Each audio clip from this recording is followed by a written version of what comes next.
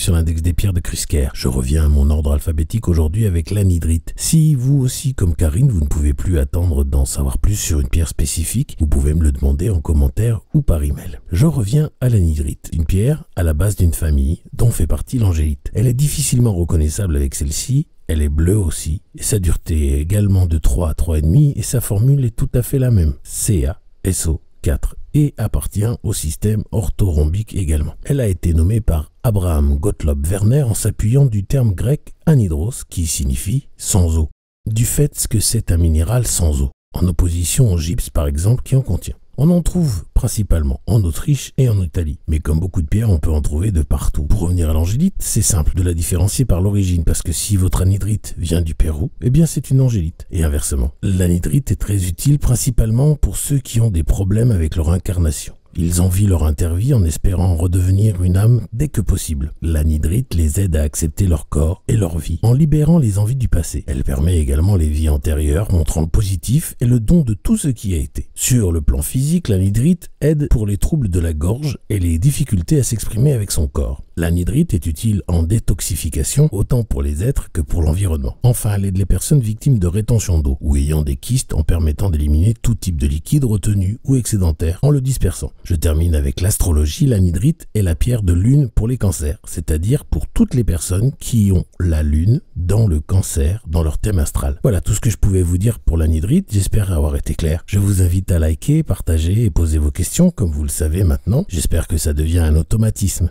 Et je vous en remercie, quoi qu'il en soit. Pour ceux qui ne connaissent pas encore mes coordonnées, vous pouvez poser vos questions par email à podcast@mebcrystal.com. Et pour le reste, les soins, les rendez-vous et tout ça, ça se passe directement sur mon site, mebcrystal.com. Vous pouvez aussi, par curiosité, vous rendre sur christcare.com. Je vous quitte en vous envoyant tout mon amour et en demandant à l'univers de vous baigner dans les meilleures énergies possibles.